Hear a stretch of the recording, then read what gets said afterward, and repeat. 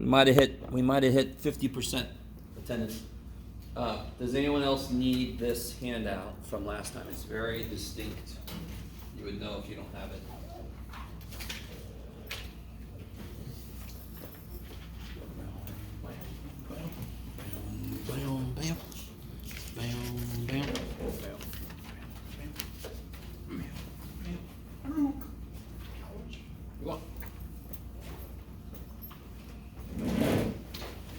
Okay. So if you're not doing this, you make so very little sense to me. If you're about to do section 5.2 homework, have this silly thing sit next to you, yes? It tells you exactly the steps to take. It tells you exactly what little things to use. So part of the work involved in this is trying to uncover these. If you can uncover these, you can replace it with those, yes? And then you can take the limit, because now they're based on n, not based on I. So then you can take the limit as n goes to infinity. That's the idea. Okay. Can you already see a limitation with as far as we can go with this? For example, this was a linear function we did. And then we had to use sum of I squared, yes? Can anyone guess if this had been a parabolic, like a quadratic? We would have probably had to use I cubed. So what if this was a cubic? Oh, shit. Are there further? Yeah. They get funkier and funkier and funkier, and some of them actually we don't know. So at some point we let go of this and we start developing shortcuts. You guys are all with me. So that's why we're not going to live here too long, but these ideas come up later, just like the limit definition kept coming up even when we were kind of done with it, right? So they are still important. Okay. By the way, I can't believe I haven't, I don't think I've said this yet, which is kind of crazy, but I'm more about the idea instead of whatever, but I want to give the guy props. These are all called Riemann sums.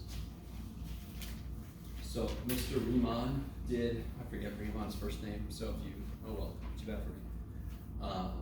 But he did all the work with it. He's the guy that did all the rectangle approximations of areas. He's the one that kind of came up with it.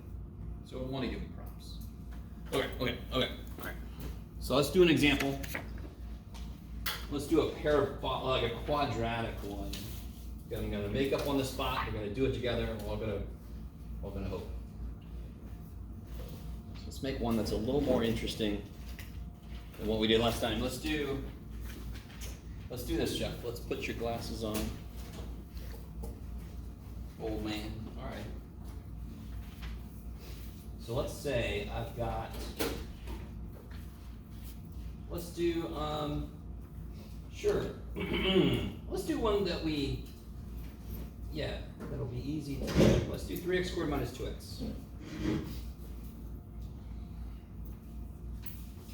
And let's go from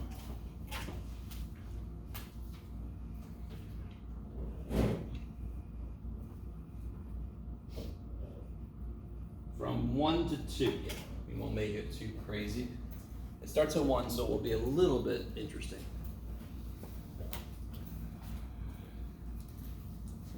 So we're going to understand, so the question would be, let me put it up here, find the area under this curve.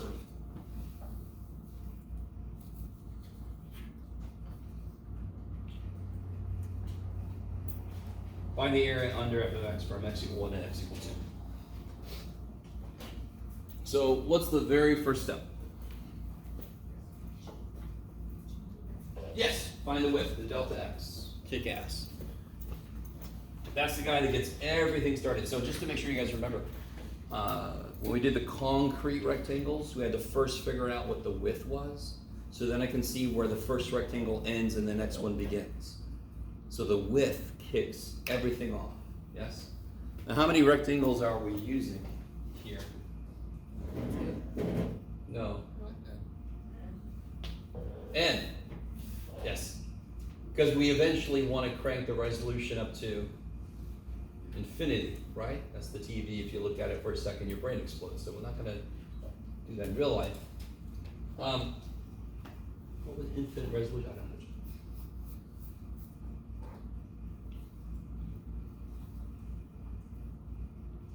So I won't say infinite. Using n rectangles, n goes to infinity. Okay. So what would the width be then?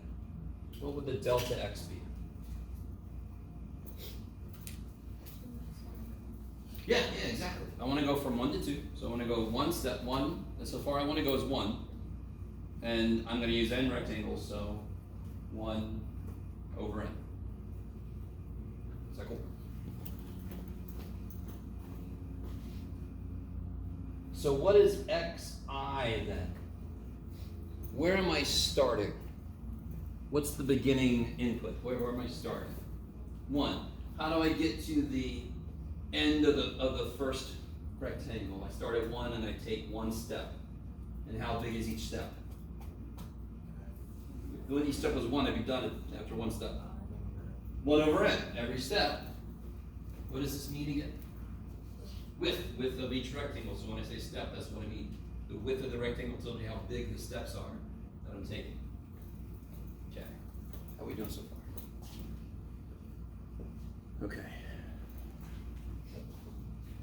So xi, I'm going to start at 1, and I'm going to take, to get to the ith end of the ith rectangle, I'm going to take I steps.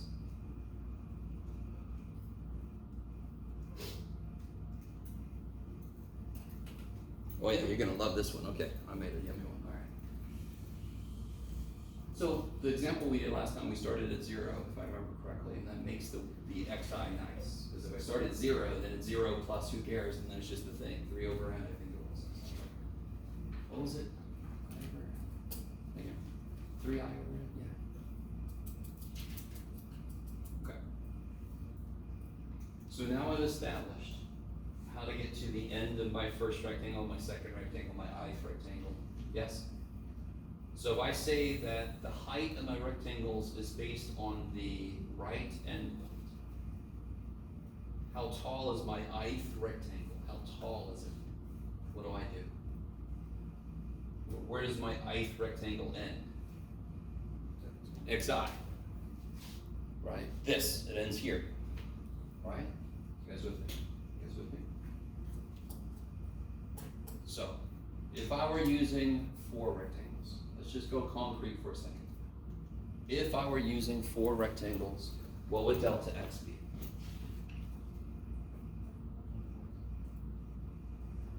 We'll call this the concrete corner.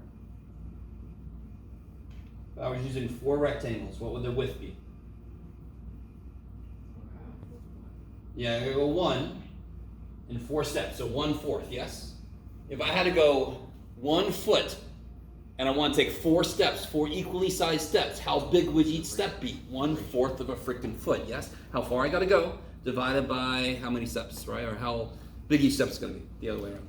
Okay. Is everybody with me? That's a very physical idea. Very physical. I know it's the middle of a math problem, very freaky ass math problem, but it's a remarkably physical idea. So where would my first rectangle end?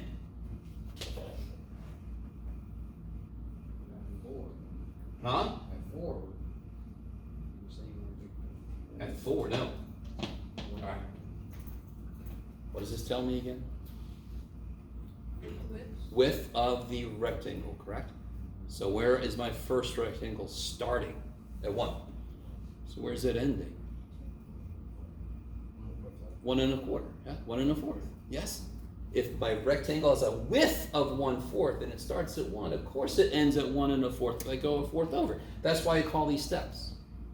That's how big of a step I'm taking as I move along. If I take 4 steps and each step is 1/4 big, I'm going to end up at 2.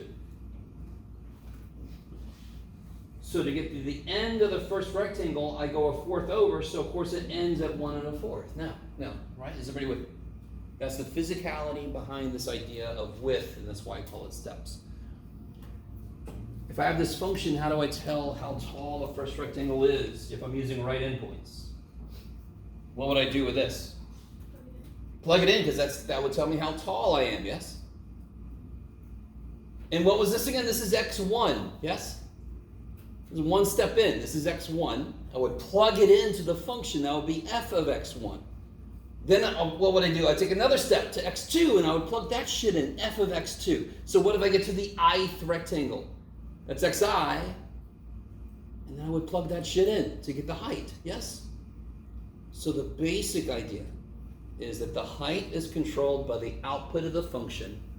The width is controlled by how many rectangles and how far I'm gonna go. That tells me what my inputs will be, and then I put them in to get the height. Okay. This is why every rectangle area is going to be delta x times f of x. In this case, it's f of x1, but I'll call it xi in general. That is the area, correct? That looks weird as shit. I don't care. What does this mean again? With, what's this? Height. And that's the freaking area formula for rectangle, isn't it? We all know that's the height. Of course it's the height. Of course I'm going to stop at the function because I'm trying to represent the area under the function. Why would I go past it? Why would I stop short? Yes? I want this to make physical sense. Why? Because it does. And then it makes, the whole thing makes a lot more sense. You're not so disconnected from it. Okay. So the delta x gets everything started. It builds everything that comes after it. We know here, less concretely, that's our side. Like if I use 5 rectangles, my step would have been 1/5. Yes? So I'm using n rectangles. I take I of those steps from 1 to get to the end of the ith rectangle. So I know that the ith rectangle is going to have what height? How would I figure out the height of the ith rectangle? That's insane. So you would take xi and plug it into f, yes? So to do this in kind of steps, that would be 3xi squared, get out there, plus minus 2xi. And what was xi again? Yes, 1 plus I over n.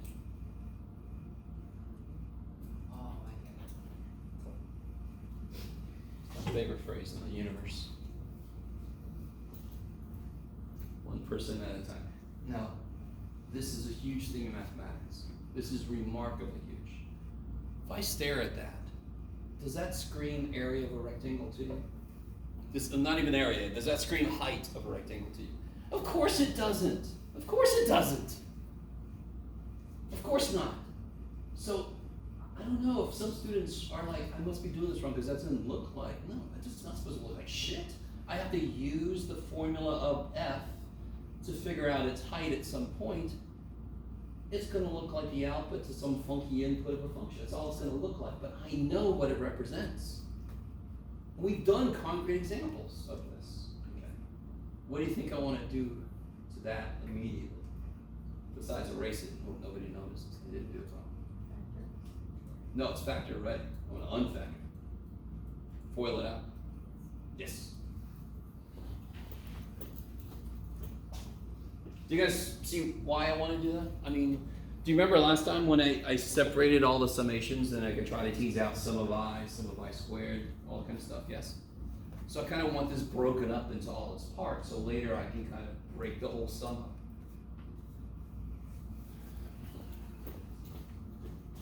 So this will be, can we do this one relatively quickly? Let's see, 1 plus 2I over n plus I squared over n squared, is that cool?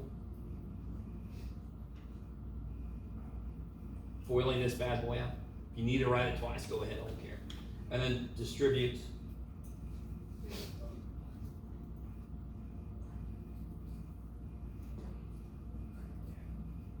So this is still f of xi. Is everybody with me? Now I'm just simplifying this thing, right?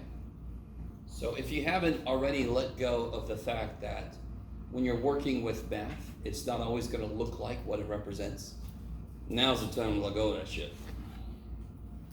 What's that number to the right of 3? Which one? To the right of 3, is it 37? Oh, it's a plus sign. Oh. I was like, where did I know that sound? Okay. How is it plus over?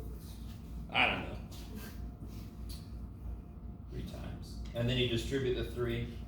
I'm not sure what I wanted to put there. Okay, so that should be a time symbol. Because there's 3 times that business.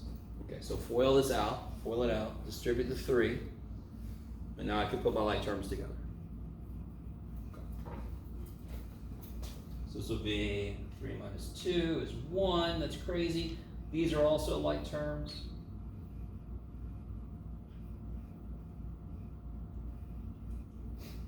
Okay, I think that's good.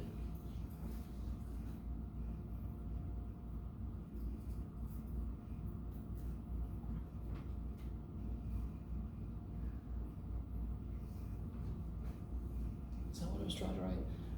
Very trippy thing, real quick. I'm teaching a math for elementary teachers, and the multiplication symbol when in there is still X. So I think every now and again that's sneaking in. Oh, that's fantastic. Why would they do that? Huh? Sorry. If you put a little dot instead, it looks better that way, right? I know, but when you're a little tiny kid, you're using the multiplication symbol, right? Yeah. Okay. What did this represent again? Height. So this is f of xi. This is the height of a rectangle. In fact, to be more specific, the ith rectangle.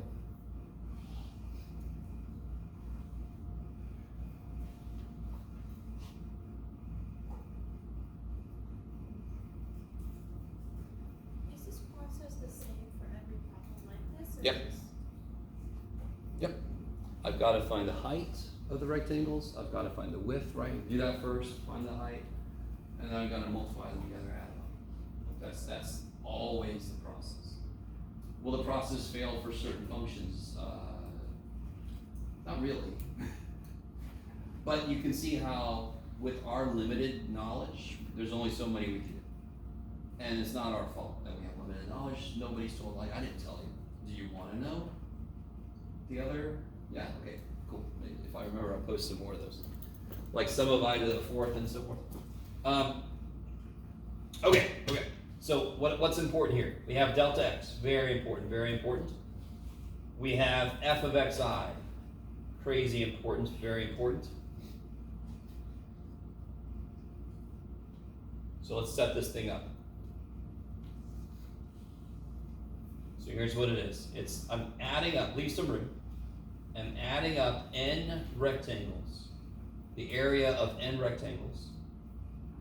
Let's just write this generally. But this is the height, and this is the width. It's incredibly, beautifully physical. And on top of that, I'm going to crank the resolution up to infinity. So I'm going to let the number of rectangles I'm using go to infinity. Become an n.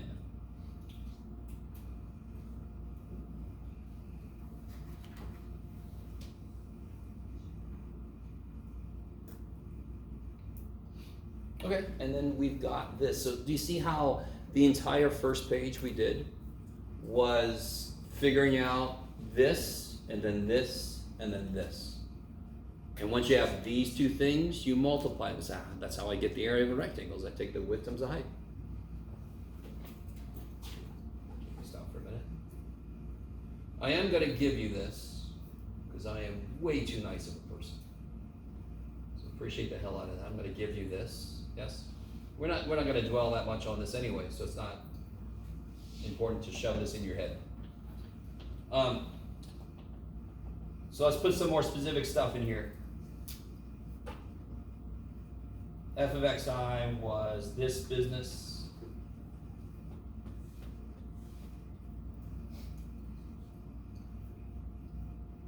And delta x.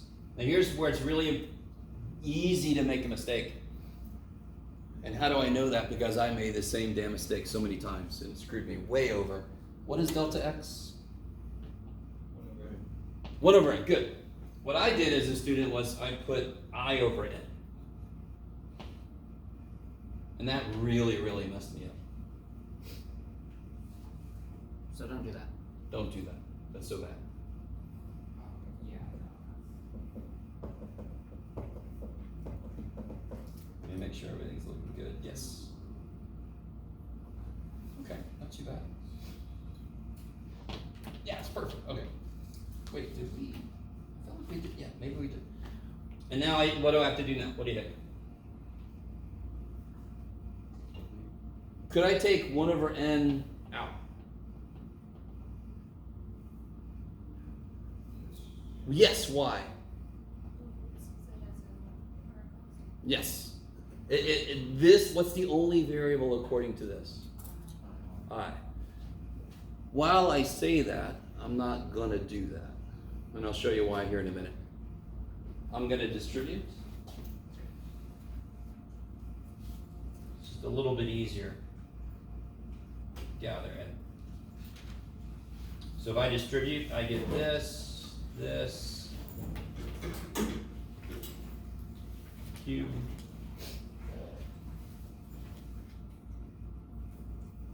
Yes? And then we do what I said we were going to do earlier. The reason that we foiled that f of xi out is now I can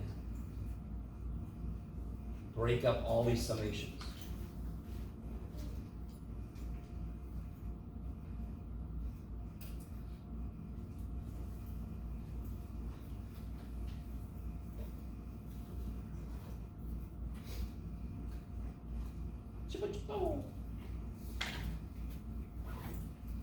Yeah.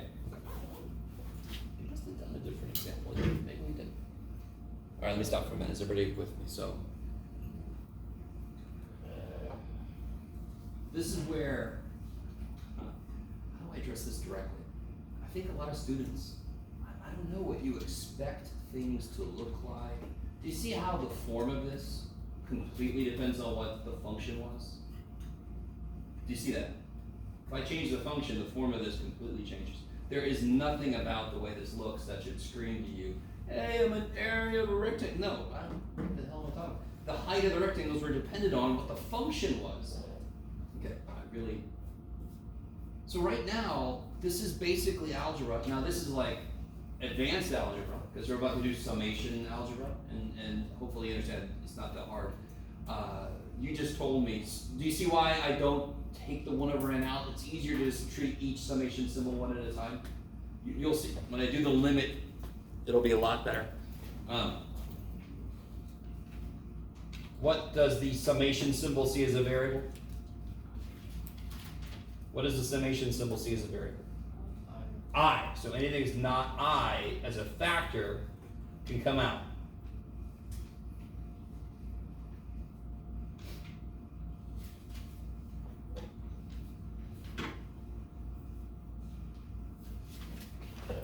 Do you see how I told you this is where we were kind of wanting to get? I want to get to a point where I've got a bunch of summations.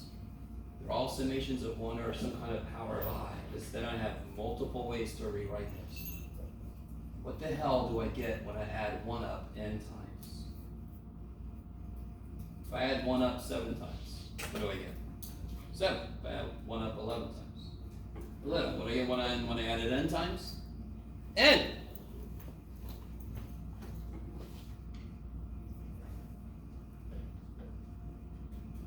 So this is n. Is everybody with me? Nothing to memorize there. You couldn't memorize it. Sure, go ahead. Feel free. But why? I can just see if I add 1 up n times, I get n. You could argue that's where the word times comes from. N times 1 is n. If I add 2 up n times, what would I get? 2n. Yeah, it's crazy. So when I sum up any constant, I'm going to get Cn. If I sum it up from I to n, from 1 to n. What can I do in that second piece, that second summation symbol? What can I do? Yeah, that sum of I, what is that? Look at, and I'll give you these. I'm not going to make you memorize these, but everybody's got the handout, right? Sum of I is Gauss dude, right? Little Gauss dude, little show-off Gauss.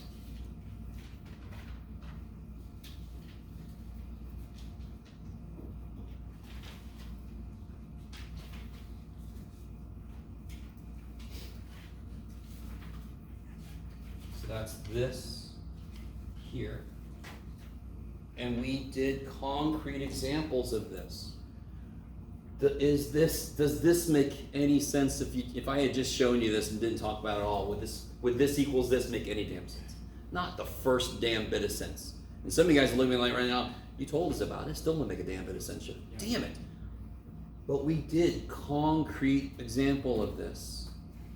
N divided by 2 is how many pairs? N plus 1 is the sum, the repeated sum of two things. So I go in, so that's the repeated sum times how many times that sum shows up is the total sum, and that's what this wants, the sum of this. So either you connect with that idea, or you realize just get I stuff by itself and then replace it, because I'm going to give you those translations. I'm going to give you these. Yes? I'm going to give these to you.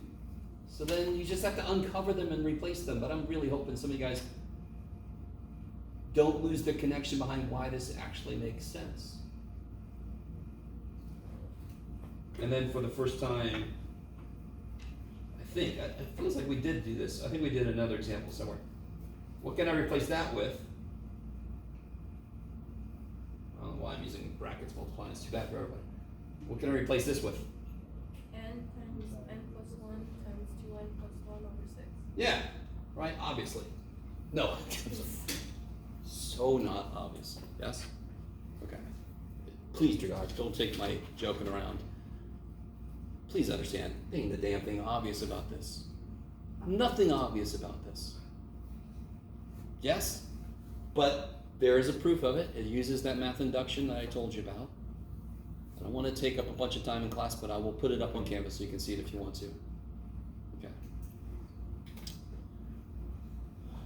Now I just evaluate each piece. What happens here? Ends die. Yes. Sorry. Ends go. So then I just get 1. And then I have the limit of this. What's the degree of this? What's the degree? Second degree. What's the degree?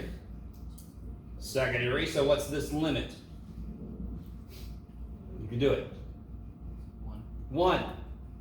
Same degree. Coefficient's 1. So then what's this equal? 4 times 1 over 2. 2.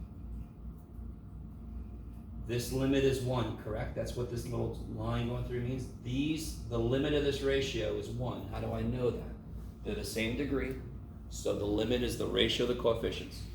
Coefficient is 1, coefficient is 1, this limit is 1. And then you have 4 times 1 over 2 is 2. So what happens on that last one? What's this limit here? What's the degrees? And what's the limit of this then? What would the leading coefficient be? What would the leading coefficient be up top? 2. And on the bottom it's obviously. So what's this limit? 2. 3 times 2 is divided by 6. 1.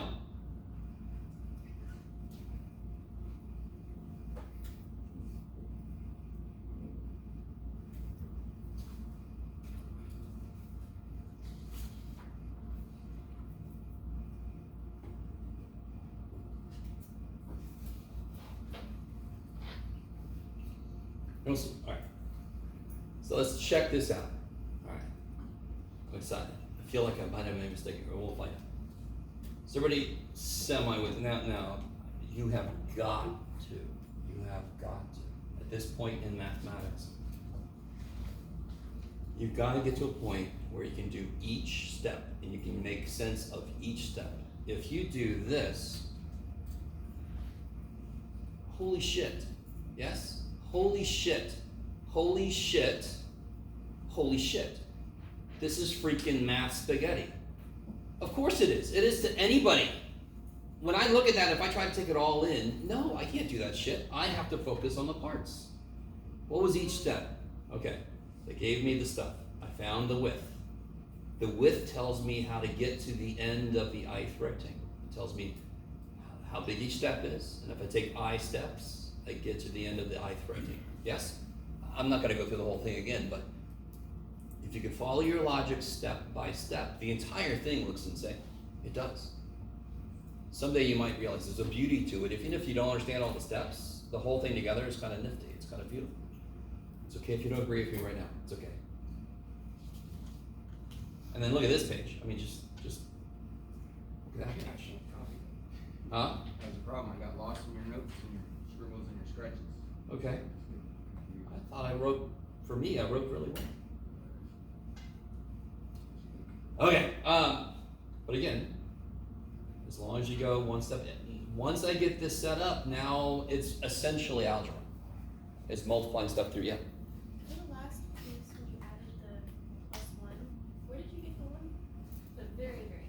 Oh, yeah. Where did that plus? Do you agree with me this limit is 2? Yes. 3 times 2 is 6. divided by 6? 1. So this 1 is from here. This 2 is from here. And this 1 is from here. Oh, I see. Yes. Yes. Can we go back to how we got xi? Yeah. Right in the beginning. So where's everything starting? Of 1. Yes, so our first rectangle starts at 1. Where does our first rectangle end at 1 plus 1 over n? Do you agree? Okay, yes. So where's our ith rectangle? Where's the second rectangle end? 1 plus 2 over n. Where's our third rectangle end? 1 plus 3 over n. Yes, because I just keep taking 1 over n steps, don't I? Does that make sense by itself? So where's my ith rectangle end? 1 plus I over n. What the shit do I mean by ith? I don't mean, man, it's really ithy out there. No, I mean the rectangle that is represented, like the second rectangle is represented by x2. Third is x3. So the random rectangle, we choose the letter I to be its like variable for which one? Do we only use I when n is approaching infinity? We use I mostly. We use I for summations. I say mostly because we also use j and k. Yeah, but I mean, when we leave it in the width equation, we leave the I. Yeah, the sum using I doesn't need the limit to be there. The limit is thrown in going, hey, what if we use infinite rectangles? Right? That's why the limit is there. Yeah. Okay. So let's check this. My function was this. I'm going to check it using something we still don't know is true, but we're going to do it anyway. What is the remember that's the function we had. What's the antiderivative of that? I deliberately picked a nice one.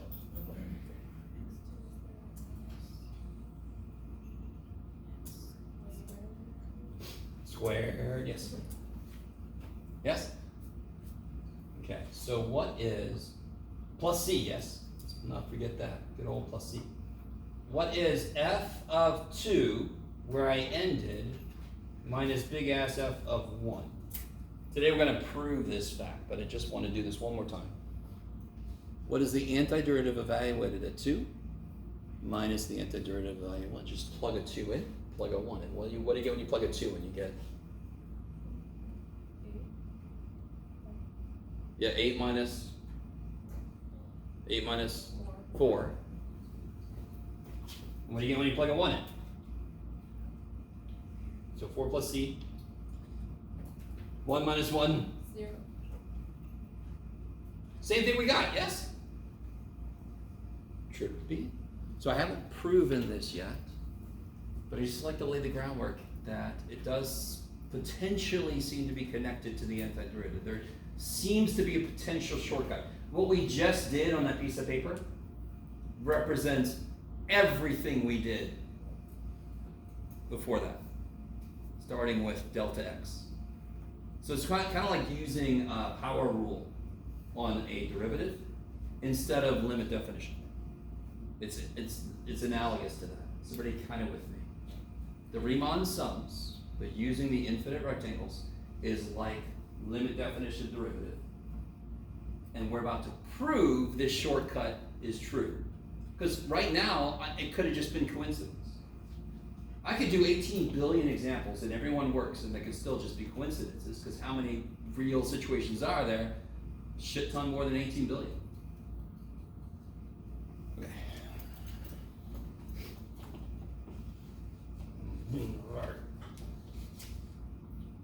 So again, this piece of paper tells you exactly the steps to take. It's got a nice little example. So I would definitely have this sitting next to you as you do section 5.2 homework. And what some of you guys have to let go of is we set these up and then we plug them in, and the minute we start plugging them in, it doesn't have to look like anything.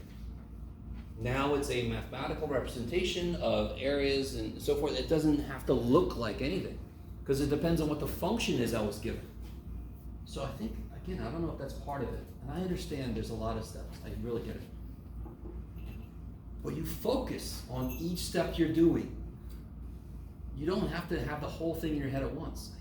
All right, someday I'll figure this out. Okay. So let's do this. I've been doing this a few times already, the big ass F thing, and talking about how it could be. Let's prove it is. Let's prove that it's actually connected.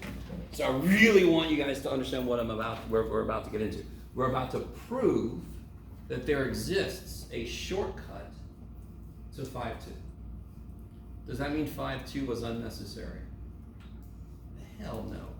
5.2 is incredibly necessary. The same way limit definition derivatives was incredibly necessary. It got everything started. Okay. So first thing I want to do is something I think, help me remember, I think I did it before, but let me just make this really clear. This notation, I'm pretty sure I said this, but maybe not. Let me write it here. Kind of a big note, but it'll be okay. Jeff.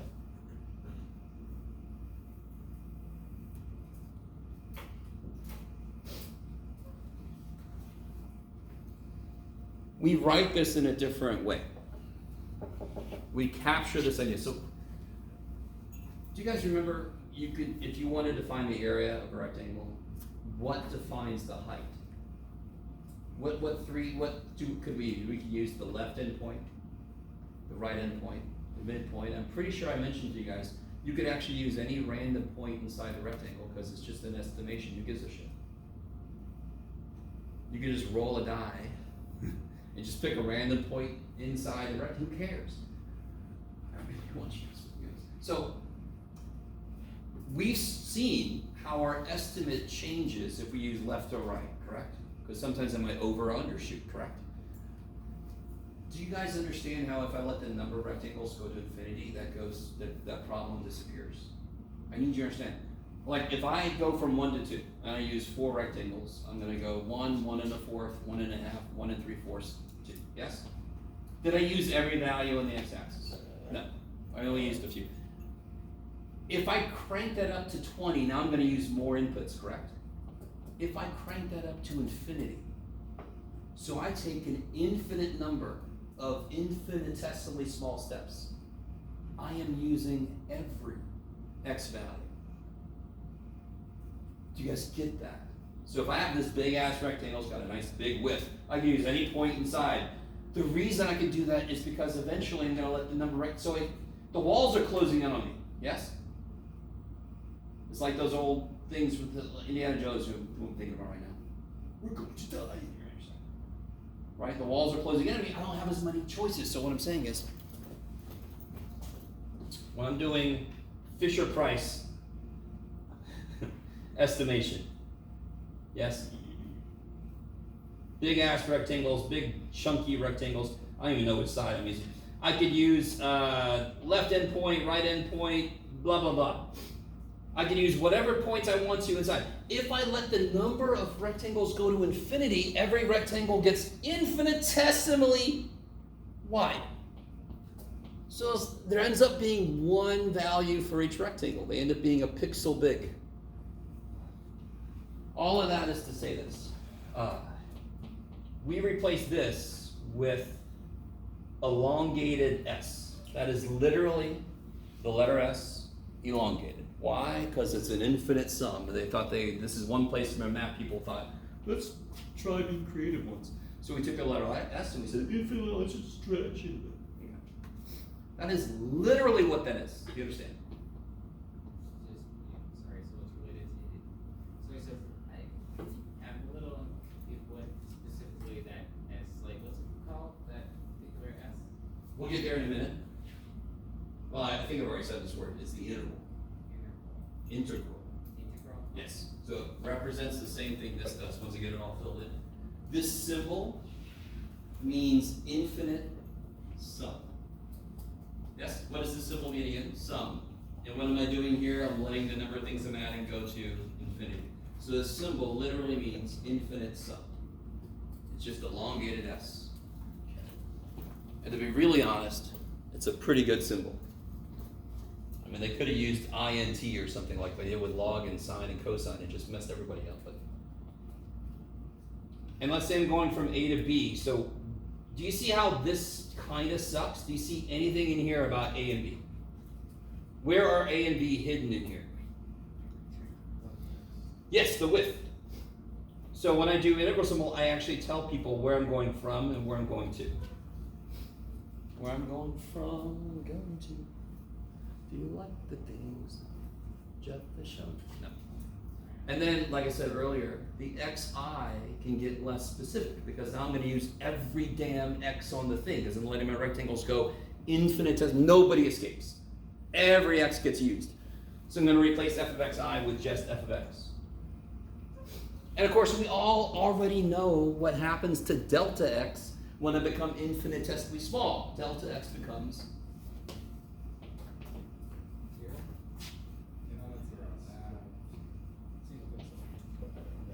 if it were 0, we would never go anywhere. This is, all right, real quick side note. If I take a step of 1/4, that is a huge step. If I let that step get infinitesimally small, I'm still taking steps. If they became 0, I would never step and get anywhere. So how wide is it? It's not delta x. We know this from derivatives. What does delta x become when I let it become infinitesimally small? dx. That's what derivatives are, right? dy dx. dy means infinitesimally small change in y. dx means infinitesimally small change in x. You guys remember this? It's okay. You're all like in the middle of all this weird shit. You're like, I don't know what you want from me right now, man. I don't even remember my name. My name. What's my name? Okay. So this becomes dx. This is going to dominate your life for the rest of this class and into Calc 2 if you're going to take Calc 2. The entire Chapter 7 in Calc 2, which is the first chapter you start with, it's going to be learning new ways to apply this. What did we do when we first learned derivatives? Did we know how to do the derivative of everything at first? No, we just knew x to the n. We had to make rules for other shit. Same thing happens with integrals. Since integrals is derivatives in reverse, well, actually I haven't proven that yet, but you'll see. Their rules are going to be a little bit tougher. There's going to have to be a little bit harder, just to be completely blunt. They have to be, because they're undoing something that was already kind of weird. Do y'all agree with me? Quotient rule. When you look at it, it's kind of weird. So why the shit? All right. Now this is doing that kind of thing in reverse. Yes. Okay. I say that I haven't proven it yet. It'll be weird. So when I say integral 7 to 11 of 4x squared dx. Can anyone tell me what that means physically? What does that mean physically? The area, yeah, good. The area under 4x squared from 7 to 11. And what do I mean when I say under a curve, under a function? Between the function and the x-axis. Good, because you consider that to be the ground. If I go below the x-axis, my area becomes negative. And again, physically that means I'm losing, the water's flowing the other way, I'm losing money, whatever the shit. That's the physical value that it's capturing when it goes negative. Okay. All right. So, With that in hand, we're going to define a new function.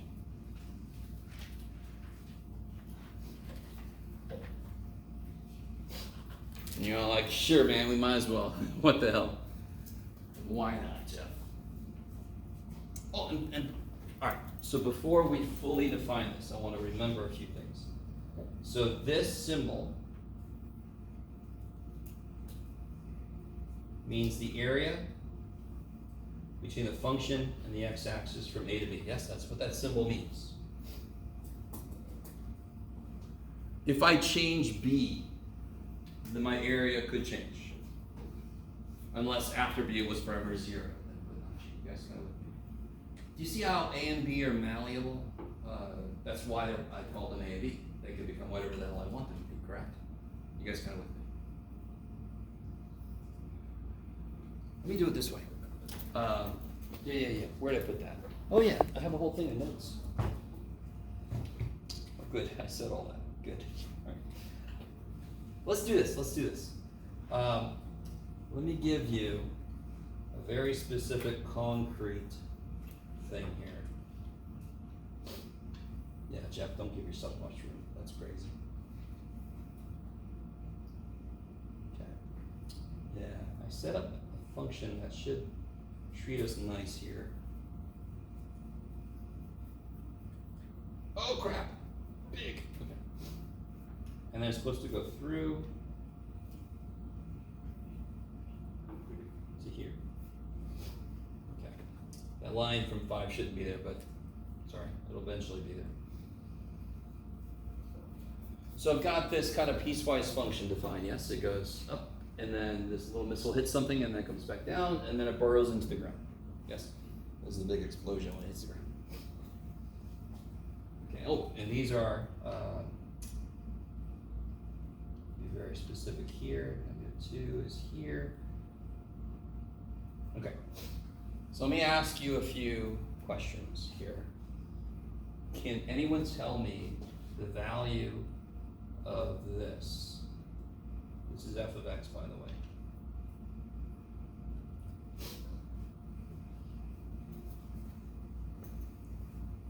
So we kind of start with these problems just to really, really make sure you understand the physical idea behind that symbol. Can somebody tell me what that symbol's asking me for in just everyday language? What is that? Yeah, the area from, well, specifically 1 to 4 under the curve, yes. Now, can you further translate that? That's just the area of a big ass triangle. You're fine, because I call rectangles triangles. I'm not gonna come down on somebody. Is everybody with me? You're gonna see this kind of problem in the homework, and this problem just love the shit out of it. I don't need calculus's help getting the area if it's a shape that I know the area of already, the area formula. I need help when these get curvy, and then I need some freaking help, because I ain't got no souffle formula for area. Yes? What do I mean? I need a function that looks like that. It looks like a souffle that deflated. You guys know what a souffle is? That's okay if you don't. It's not a prereq. Okay, so how do I find that? Did I even tell you what the function is? No. Could you figure it out? It's piecewise. Do you want to? Do you have to? Do you have to? Do you have to find it out? No. So how do I get the area?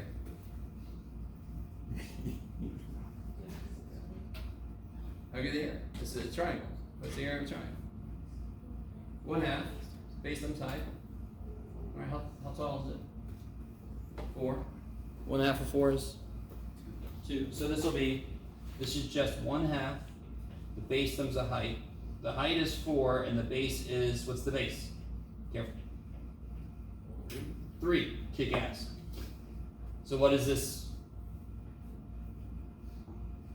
6. Did I need calculus's help? No. They just asked me the area of the triangle. They asked me, they being me, in a very calculus way. I don't care. I know what that means. Where's the 3? What's the base? What's the base? How long is the base? It goes 1 to 4. Yeah, 1 to 4. Yep. So what's the base? 3. Yeah. Is that right? Okay. Do you guys understand? I can now go from 1 to. How about if I went from 1 to 2? Wait, hang on. Where did 1 half come from? Huh? Where did 1 Oh, what's the shape? What shape is this? triangle? Triangle. What's the area of a triangle? Okay. If I have a parallelogram, the area of the parallelogram is B times H. You with me? B times H. You with me? How do I make a triangle out of that? I cut it in half. All right. So every triangle, that area is 1/2 B times H. 1/2 base times height. Yes. That is the area of a triangle. Okay. So what would this be? 1/2 times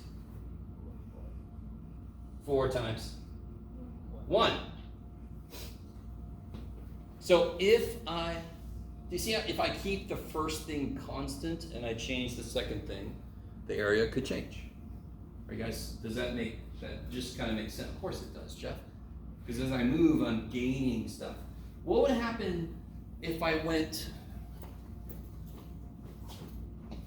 integral 1 to 5?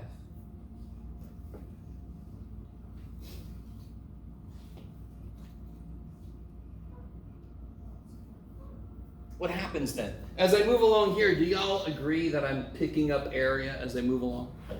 If I made you to, you could actually figure out the areas of anything. There's triangles here. Where it gets freaky if I stop here, that shape is weird as shit, but oh well. It would be a triangle plus a trapezoid. I don't know if you guys see that. But as I move along, do you all agree with me that the area output is growing? Until I get where? Do y'all agree the area is bigger as I move along? Does that make sense? What's the area when I start? What's the area from 1 to 1? 0. That makes sense. If I don't have any width, my area is 0. As I move, didn't I pick up a little tiny triangle? If I go to here, so I pick up some area, and I pick up more area, and I pick up more area. Do you see how there's an output for every input? If I said, what is the area of 1.5, you could figure it out. It's a little triangle, correct? And you all agree that as I move, it's growing. Where does it stop growing and start shrinking? Because after 4, what happens? I get negative area. So if this was my profit, I'm making money until here, until the 4th month of the year, let's say, and then I start losing money. Hopefully, that's planned. It just happens. We just start losing money. You guys, okay. So if I wanted to figure this out, do you guys see how it's, let me see if you guys are with me. Do you guys see it's the area until 4 plus the area from 4 to 5? Do you guys see how that's naturally true? If I take this area and I add in this area, and we already said the area is going to be what? It's going to be negative. Does that make physical sense? Maybe? So if I want to know from 1 to 5, I can take 1 to 4, which we already know, plus the area from 4 to 5. I can just keep adding more area on top. Does that make sense? This fact is going to come back every now and again. Do you see how I could just stop somewhere and then pick up again and keep going? When can I do that? All the damn time. Yeah. When does it make sense to do that? Fewer times. But it will make sense to do that. You'll see. Right here is a situation. So we already know this shit, didn't we? We already figured that out. That's 6. What's this? What's the area of that little triangle there? What's the width? 1. And what's the height? -2.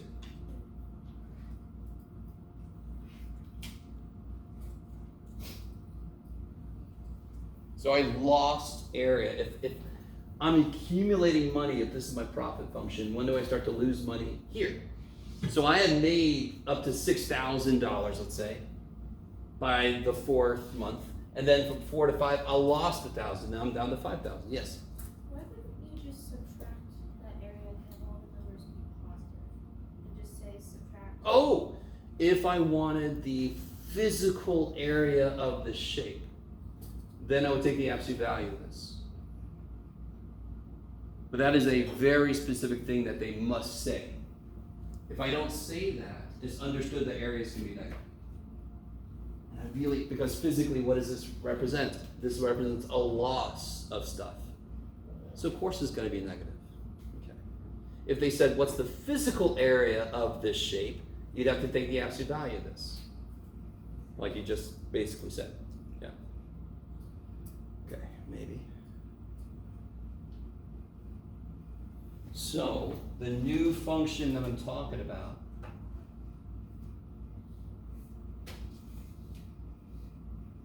so I'm going to call it g of x, is the integral from anything to x.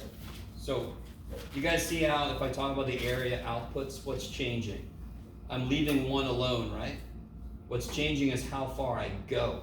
So if I go to 4, I pick up 6. If I only go up to 2, I only pick up 2. If I go up to 5, I actually lose something. So as I move away from 1, I'm picking up or losing area. So like I said earlier, everywhere I stop becomes an input, and the output would be the area up to that point. So if I stop here, the area up to that point is 6. If I stop here, the area up to that point is whatever it was. I forgot, 2. You can do it again, John. No, it's great. Yes, okay. You guys with me? That sounds exactly like a function. So I can have a general function where I start somewhere and I end wherever you want me to. But the beginning is set at some a value. Now here's where things get weird. If x is the variable where I stop my integral, I can't also use x here, because then this would be a constant. I don't know if you guys are with me. So normally, I have an x-axis and I have an f of x, and it tells me the output.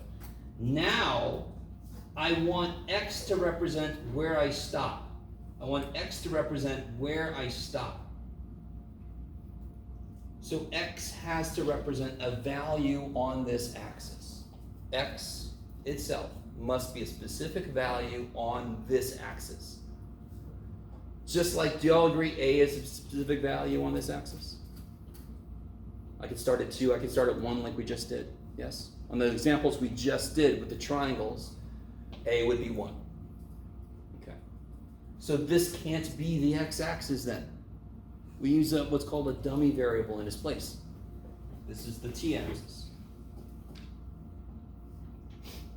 X now represents where my area stops. So is x able to be anything it wants to be? Not really. It has to be that value where I stop. Okay. So this becomes this.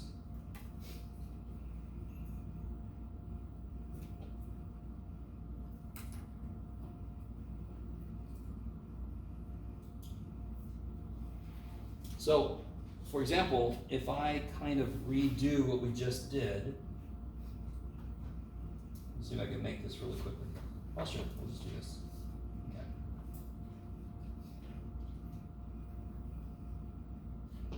That's good.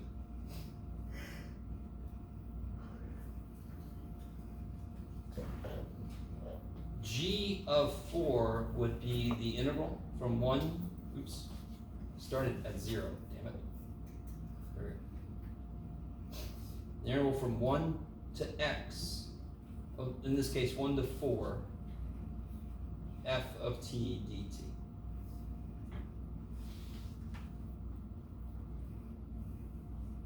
It would still be 6. Do you all understand? Now, I don't care that we call this the x-axis. Why did we call this the x-axis? Because we wanted to. There's a really interesting history behind why we use the letter X. It's not more special than anything else. It's just a random thing. We're just like, oh yeah, look, it's an X. Let's use that. It's a little weird when you think about it, considering that's the same symbol as the multiplication symbol. Like, I know, which is one reason why later we drop it. Yeah. like it's weird that we use that when like it would actually cause a lot of confusion for people starting. Yeah. I know. There were a lot of mathematicians who were drunk. No. They just made poor choices sometimes. Poor old dudes. It's probably like poison Could be. Or heroin. Or opium or something. No. So I need you to get over this being the t-axis. It has to be something other than the x-axis because x is a position on it. I could have called that the m-axis. That could have been forever the m-axis. It could have been. And we would just know it as the m-axis. And if I dared call it the x-axis, you guys would be, what the shit are you doing? Okay. So this function represents the area. This function, this is a function, represents the area under this other function from a to something somebody tells me. So if I plug a 3 in, I want to start at whatever A is and go up to 3 and get the area. Just like we just did. If I plug a 4 into this example, I want to start at 1 and go up to 4 and get the area under this function. Okay. You guys kind of with me? Okay, okay. So the very first thing, okay. This is the first time we've seen a function that's like this because, and the reason this is trippy is because there's two functions. This is the area function where the top of it is defined by this other function. Yes? So this kind of defines the shape, and this is the area under the shape. Okay. So when, like we just did, when I plugged a 4 in, the output was 6. So G of 4 was 6. When I plugged a 2 in, the output was 2, I believe. So G of 4 is 6. G of 2 was it 2? Yes? You guys with me? So it acts. What do I need for something to be a function? I need it to have inputs and associated outputs. Yes? And for every input, there can only be one output. If I have a continuous function, it doesn't even have to be continuous. But if I have a function, could one input, like if I said, what's the area up to 4? Can somebody say, oh, it's 7 and 11? Could the area up to a specific point under a curve be 2 different values? No. So it is a function. G of x is a function. Okay.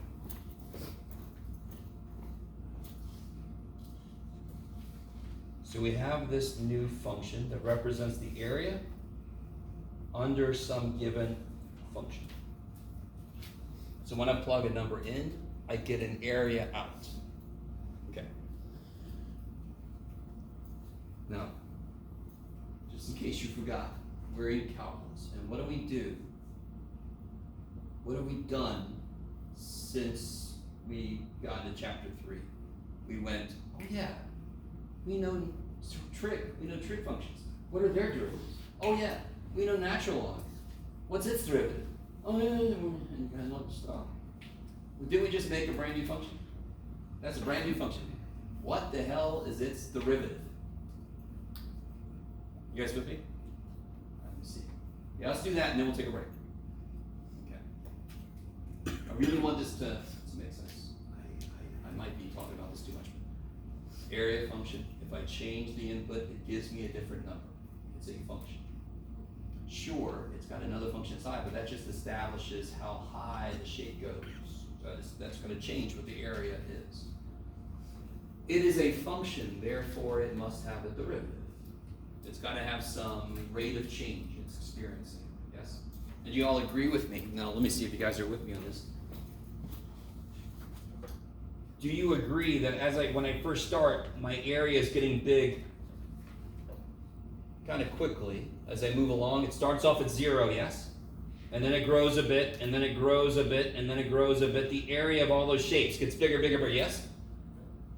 It continues to increase as I go past 2, but is it increasing as fast?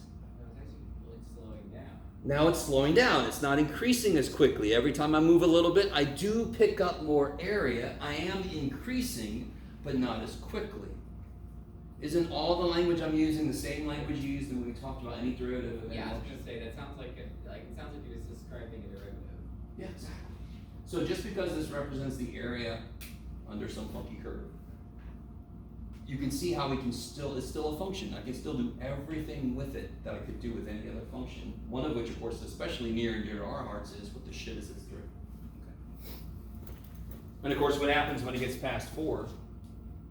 The derivative becomes, what's the rate of change of area once I get past 4? Becomes negative. What's the rate of change of area at 4? 0. It's not picking up any more area right there, is it?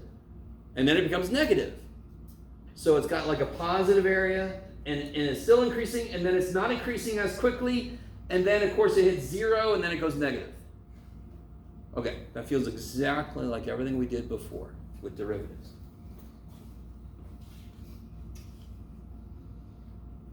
So let me draw our situation out a bit. I'm going to make up a different function. We're going from a to x.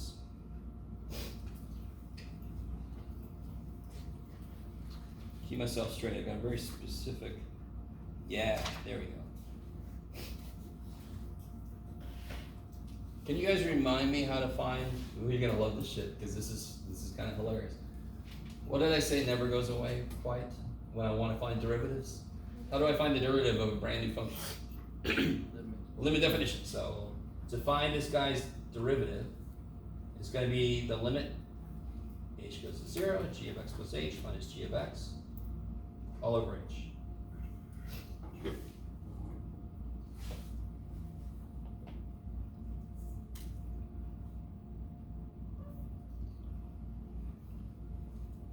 Can you guys see g of x is all of this area here, correct? You with me? Can you see g of x plus h on there yet? No. Where's x plus h? Don't overthink it. Where's x plus h?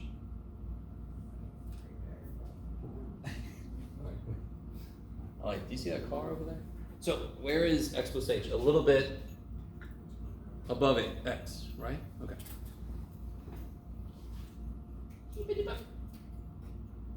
Is that all right? Now we're eventually going to let h go to 0, so eventually we're going to let this get really close to that, yes? You guys all with me? Okay. Do you all agree? Well, okay, g of x plus h is this whole area, minus g of x is this area. And now I would be left with that. So let's focus on that. So this is what I want to be able to evaluate eventually, is this expression here, correct? So what I'm going to do is I'm going to start with, I don't know if I decided, I'm going to decide that part on the fly here. Okay, so this is what we want to evaluate eventually. So let's focus on this. What is, how do you get g of x plus h? You take g of x and you add this little bit here, yes? Does that make sense? If I take g of x and I add that little strip there, I will end up with g of x plus h. Somebody really cool with g of x being this area. That's what g of x represents, correct? G of x is the area formula from a to some number x. So how do I get g of x plus h from that? I take g of x and I add this little bit here. And what do we call that? Huh? I was gonna ask, what do we call that? Call what now? That little area. That I'm going to call it that little area. Oh, okay. This little area of mine. Okay. So if I could just figure out that area, do I have a way to estimate that area? Doesn't it look like a rectangle? Now, it doesn't matter. Why does it not matter which endpoint I use to figure out the height of this rectangle that I'm going to use to approximate this? I really want, is everybody with me? I mean, on one level, this is kind of dumb. How do I get the area up to here? We take the area up to here, and you add the area up from here, right? I mean, let that be incredibly straightforward. Why does it not matter which side I use to get the height? What I'm going to do to h? I'm going to let it go to 0. In which case, this side is going to become this side, yes? Effectively. Or get so close to it, they're indistinguishable. You guys with me? Okay. But just to make things more spicy, I'm going to use this side. So can anyone tell me, if I'm using this side to tell me the area of this rectangle, what is the area of this rectangle? How wide is it? No? Come on, how wide? What's it go from to? What's that rectangle go from to? Where's it start? X, and where's it go to? Okay, how wide is it? H. It's H wide. If I start at 3 and I go to 7, I'm 4 wide. 7 minus 3. So this width is H. And I said I wanted to use, get out of there, arrow. I wanted to use this side to represent the height, yes?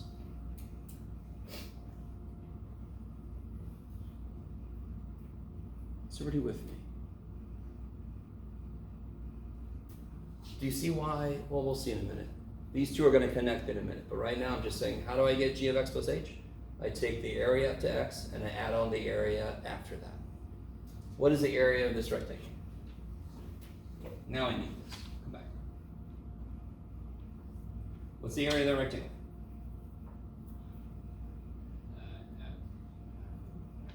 F of x plus h times h. That's the height times the width, yes?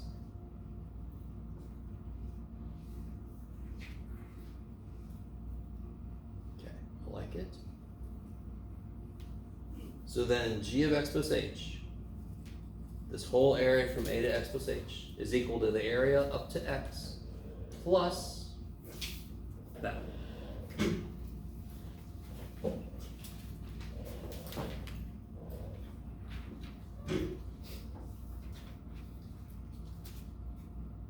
So what is g of x plus h minus g of x? Don't overthink it. What is g of x plus h minus g of x?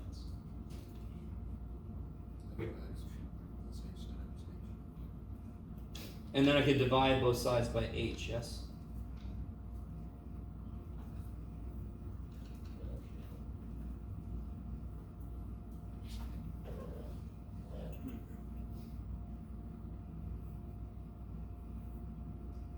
Is that okay?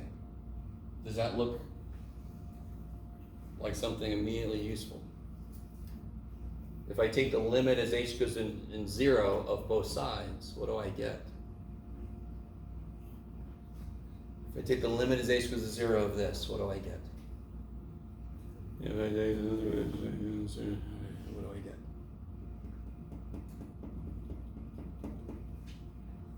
G prime. That's the definition of G prime. Right? Limit definition derivative. If I take the limit as h goes to 0 of this, I'm going to get G prime. That's what we want. We want to know what the hell is G prime. So G prime is equal to the limit as h goes to 0 of this, which is equal to the limit as h goes to 0 of this. What do I get when I let h goes to 0 in here?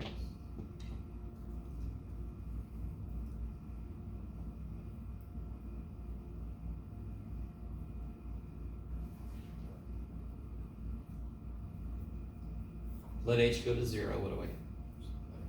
F of x.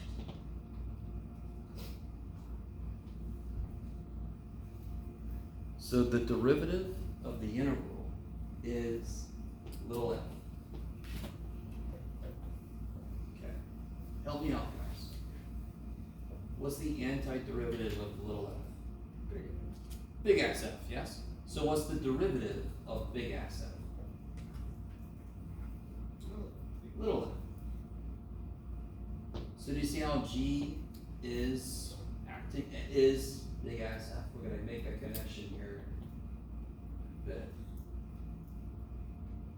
we just discovered that looks way nicer than you might have been expecting. Yes? That looks almost too nice to believe. You're like, you must have made a mistake, John. Nope. It kind of makes sense. Let me see. If I have a circle, what's its area? What's the area of the circle? Pi r squared. if I put a thin piece of tape around the circle, yes? How didn't the area get a little bigger? How much bigger? The circumference. What is the circumference? Do you guys agree? If I put a thin piece of tape around it, it got equal to the circumference bigger. That's how much the area got bigger. What is the derivative of the area? What's the derivative of area with respect to radius? What's the derivative of this? You can do it. Derivative of the area. 2 pi r, which is the formula for what? Circumference, holy shit. So how much will the area change? GADR. How much will the area change if I go just a little bit out? That's the same thing as putting a piece of tape around it. So of course it gets bigger at my 2 pi r, and if I take a stupid derivative, I get 2 pi r. That's insane. What's the volume of a sphere? Does anyone happen to know? 4/3 pi r cubed. If I take its derivative, I get 4 pi r squared, which is the surface area of a ball, of a sphere. So if I cover a sphere with tape, that's how much the volume would change, and that's why the derivative of the volume is the surface area, because that's how much it would change if I let it go out just a little bit. That's effectively what we just figured out. This little bit at the end is like a piece of tape. I just put a piece of tape at the end. So what's that? That's f of x, isn't it? Isn't that f of x? Yeah. So that's why the derivative is f of x. That's how much I'm going to predict it's going to change. Let's take a break. Come back to 5 past. I will show you a few direct applications of this. By the way, this is called the Fundamental Theorem of Calculus Part 1, which I'm going to refer to affectionately as FTOC1. Fundamental Theorem of Calculus Part 1, which means we're going to do Part 2, and thankfully there's no Part 3. There's just other theorems. All right, let's go. Come back at 5 after. Let me know if you have questions right now. Yes? So, based on the last point. It's okay. My battery's gonna be dead soon. Poor little thing. So, what we just figured out is if g of x is this,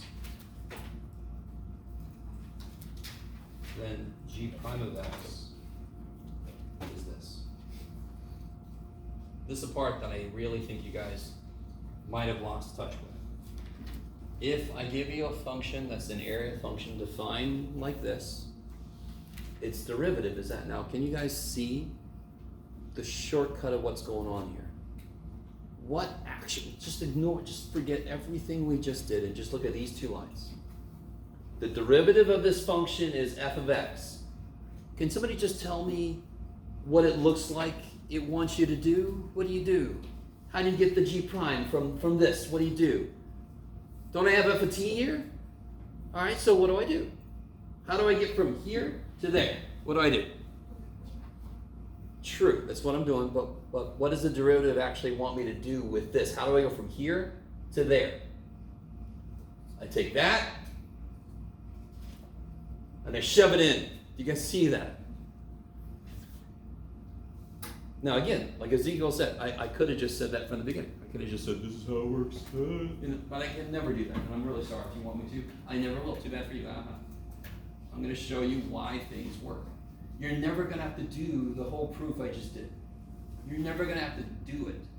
The more you understand it, the more this makes sense to you.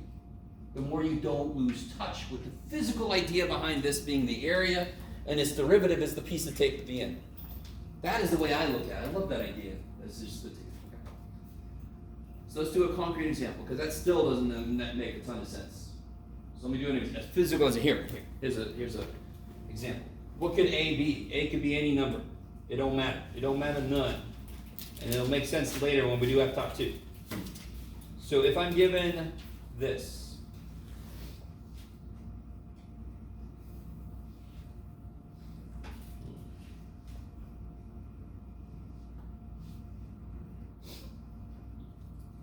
here's where people really make the big mistake. Besides not being able to make a minus. I'm not going to take the derivative of this. Because now we know, and I kind of alluded to it, we're going to prove it in a minute, that G must be big ass F. G must be the antiderivative. Because the only thing I can take the derivative of to get little f is big ass F. Are you guys with me? If you take the antiderivative of little f, what do you get? Big ass F plus C. And what's the derivative of big ass F plus C? Little f. So then what must G be? Since its derivative is little f, G must be big ass F. Okay, so we're going to get deeper into that in a minute. FTOC2 is the much more important part.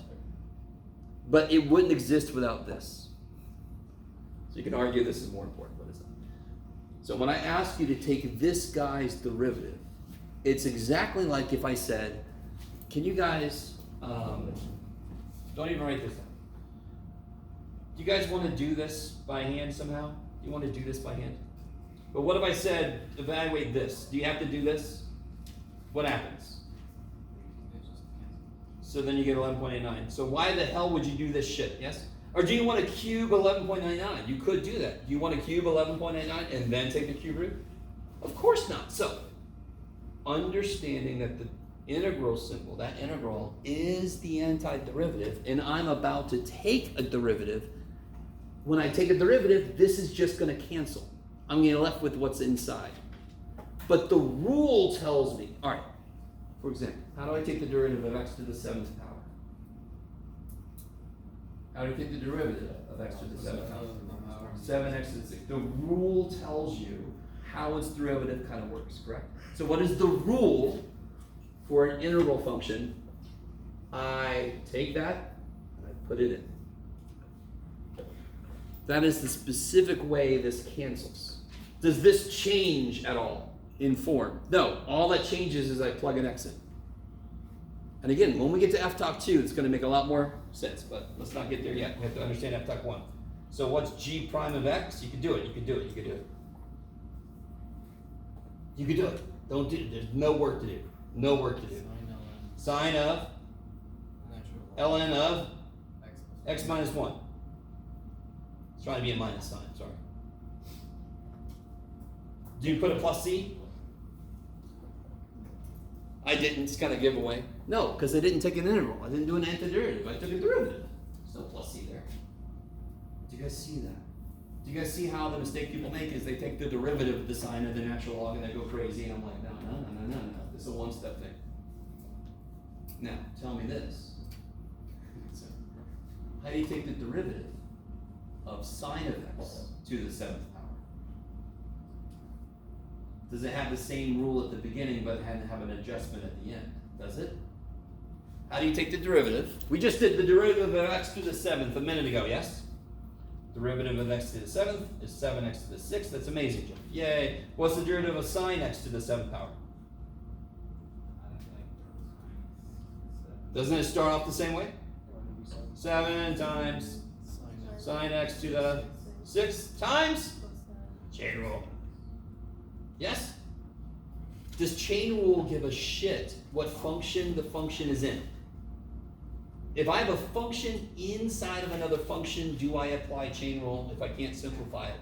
Yes. Right? You guys with me? What I'm trying to say is, when does chain rule activate? Does it activate for certain functions? Does it go, I only work with natural logs. Get out of here with a tangent. No. If I have shit inside of a tangent, I've got to use chain rule, yes? Chain rule works for every function, including the one we just created. What I mean by that is this. Let's do this. Let me. I've never actually tried this, and that's really silly now that I think about it. I'm going to give us effectively the same thing. I'm going to change one thing. You ready? Here's the one thing.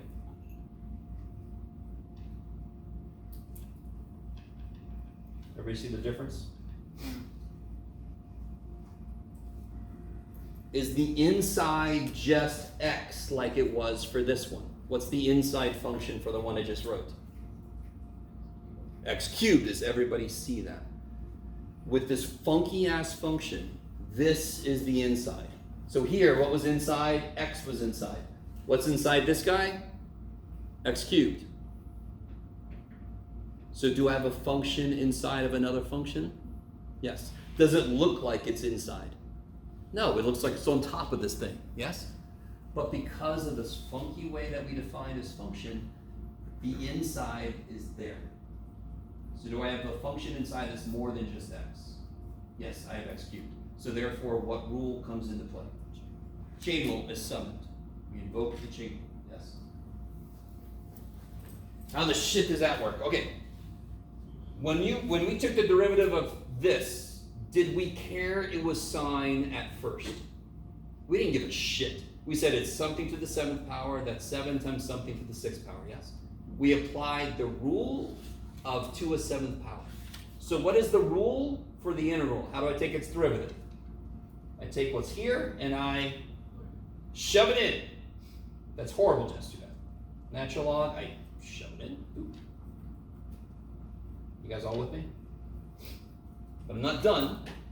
Right? That's the rule. Isn't that the rule for how integrals work? The same way we have a rule for x to the n, the same way we have a rule for cosine, the same way for secant. We have all these rules. So we apply the rule times what? The rule for integrals is you take this and you shove it in. Then chain rule says, hey, so what do I multiply by? Do it. What's the inside function? No. Don't overthink it. Don't overthink it. What's the inside function? X cubed. So the derivative of the integral of shit is shove x cubed in times the derivative of x cubed. That's the inside function, yes? Why did I multiply this by 1? Did I multiply it by anything over here?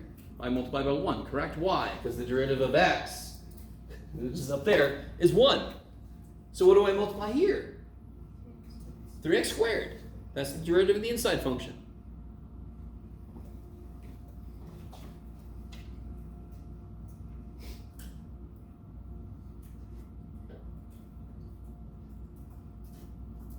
So here's a really weird question. Go with me for a second. And you're like, that's all I ever do, Jeff, is go with you. What does a normal cosine looks like that does not need chain rule? That's a very strange way to just say, write a cosine. That does not require chain rule, correct? You with me? Why not? It's just got an x inside, yes? So where is inside when I'm talking about cosine? It's the number that's in next to the cosine. I was about to say inside. You guys with me? Where is inside? Right there.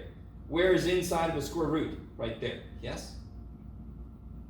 This is the first time we're seeing a function where the inside is like not really in something. It's not contained. Are you with me? I don't think there's anything. The closest thing I think is e to the x. That kind of looks like this a little bit. But even you guys even see this is inside of the e function, yes? So if I had this, that would require chain rule, yes? So if I got this, that does not require chain rule, but if I have this, it requires chain rule. Because now there's an x cubed inside. So the location of the inside of the function is in a weird place. It's because of how we chose to make this. We did a better job. We didn't make it a word. Could have been much worse, but it's still a little bad because now the inside is up here.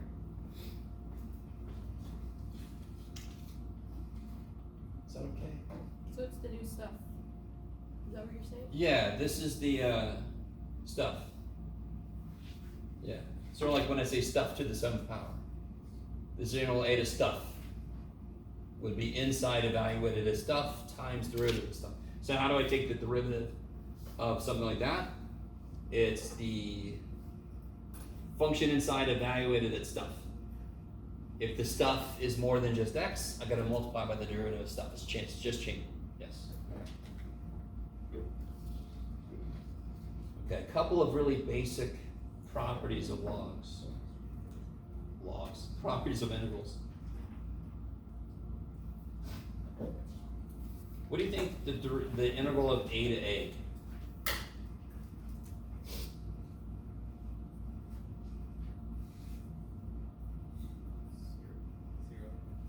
Yeah, why? You're not moving. Yeah, it's got no width.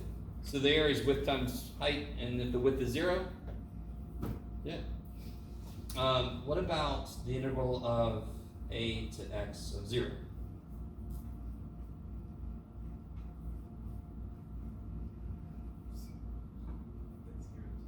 That's 0, because now the height is 0. So if the width is 0, it's 0. If the height is 0, it's 0. You guys with me?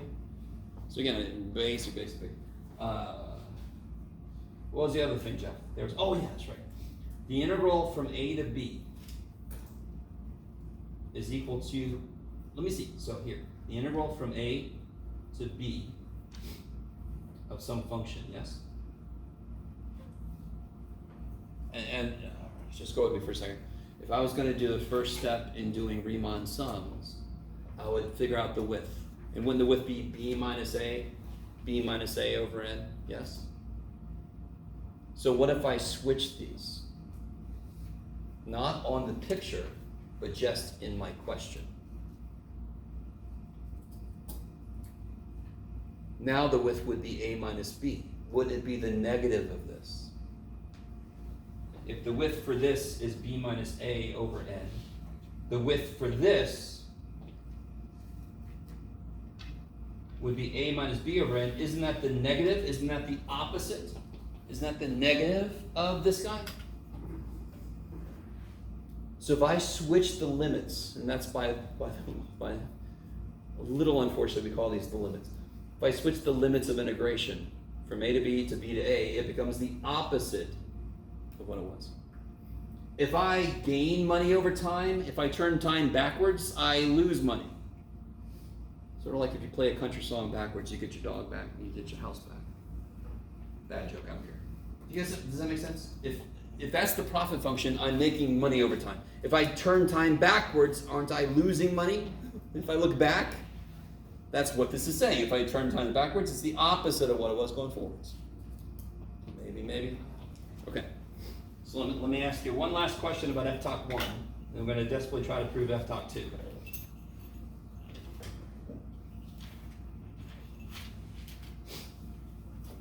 You should have enough time. We'll find out together. It doesn't matter, Jeff. It doesn't matter.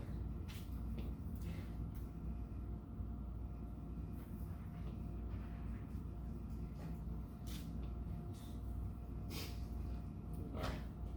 What's wrong with this? Is it in the right form? I don't know if you guys remember when we first learned like derivative rules, the shortcuts, we had to put it into the right form. So if it was like 1 over x to the 5/3, we had to make it x to the negative 5/3. So then it's in the form x to the n. So it has to be in the right form. What is wrong with this? Not the sign. I don't care what the sign is. It's just a chain rule I got to worry about. But what's fundamentally wrong? What form is it supposed to be in? Look back. Look back. If this, then this. What's wrong? Where's my x stuff supposed to be? On the top. Where's my x stuff for this problem? Okay, what are we going to do about it? Hide under the bed. Yeah, we're going to change the limits. So it's going to become negative. Whoa, that's big. Oops, yeah. So now if I want to take its derivative,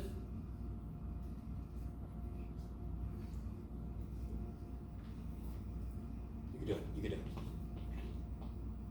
Derivatives of integrals take so much ass. If you wanted to, you could bring the negative through, right? Can you do that at the same time, maybe? What am I going to shove into t? Sine x, yes. So it's going to be negative sine cubed x. Plus, are you guys with me? Maybe I should bring this through. Is that all right? Okay. Negative sine cubed x plus the 5th root of sine to the 11th x minus 3. All of that times what? Cosine. That, of course, is the chain. Just like before, to use a derivative rule, it's got to be in the right form. If it's not in the right form, put it in the right form. We've done that before for other functions.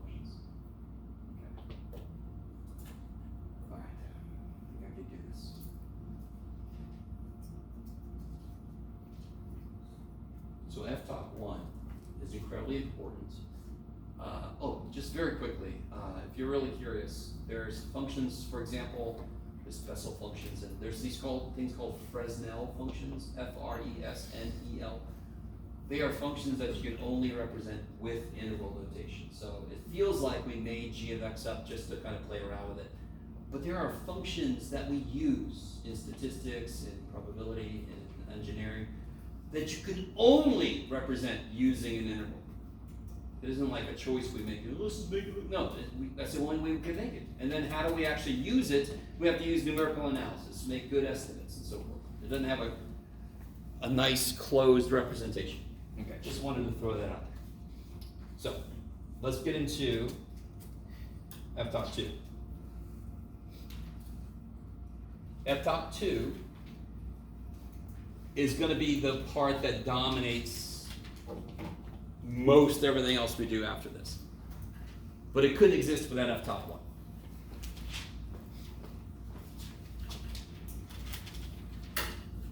Blah, blah, blah, blah, blah, blah, blah. Okay. Oh, yeah. Okay, that'll work.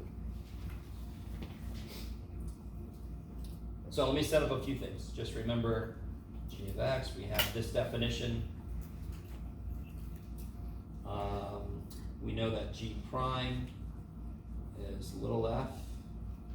What else do I want to say? Oh, which means that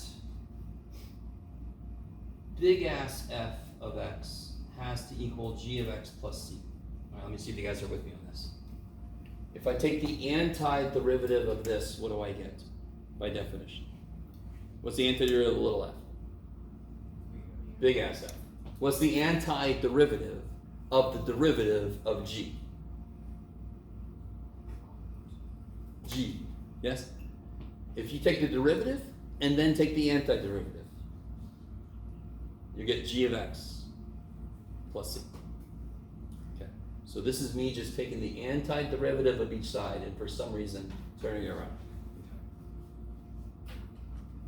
Okay, I love it. I really want you guys with me on this. Antiderivative literally means undo the derivative. So the antiderivative of this is g, the antiderivative of this is f, and they're offset by a constant. Okay. We've seen that before. We just figured out earlier, let me give it to you in a different format. Remind me what g of a is. We just spoke about it a second ago. I didn't put it like this though, but what's g of a? Just to get it down, what's g of a? Plug it in, see what it says. Tell me.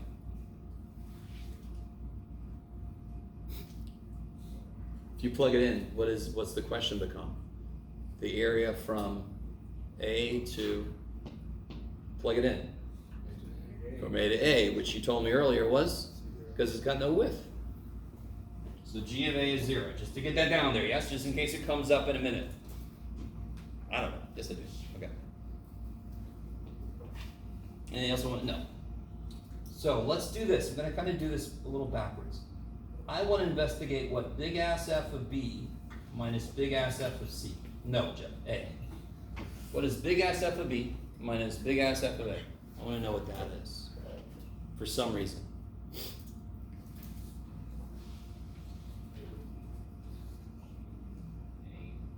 Do it again. Sorry, I was saying, would you use g of a, g of b? We will in a minute. Yes, we will in a minute. Okay. You see what my next step is going to be. So what is big ass? Don't we know big ass f of x is this? So what is big ass f of b? You can do it. You just said it. You can, what is it? Big ass f of x is g of x plus c. So what's big ass f of b? G of b plus c, yes? What's big ass f of a? Well, No, well. g of a. Yes, good, just say it. It's okay, we'll bring that fact in a minute. Yeah, I was gonna say that. Directly it's g of a plus c, correct? Yeah. Okay, now we bring in the fact. What is g of a? 0. 0. So of course these cancel. All right, let you guys catch up. Is everybody with me? We know from this fact, if I take the antiderivative, I get this. Then if I want to explore this for some strange reason, I can. So f of b minus f of a is g of b. And what is g of b? What is g of b? What is g of b? Here's g of x. So what's g of b? Integral from a to b, f of t dt, yes.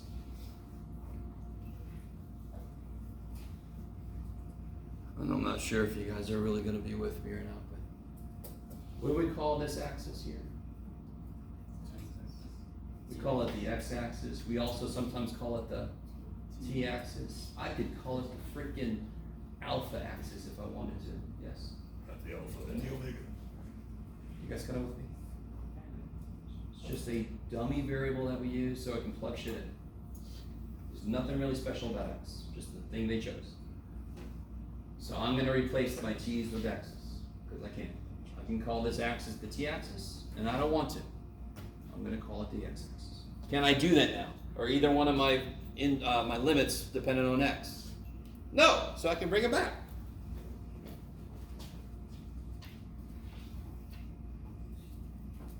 So what the shit just happened? What just happened? It doesn't feel like a lot just happened. But everything just happened. So let me summarize. Let me let you guys catch up. This is huge. This is what's going to dominate effectively the rest of the semester. It's this little tiny thing we just did.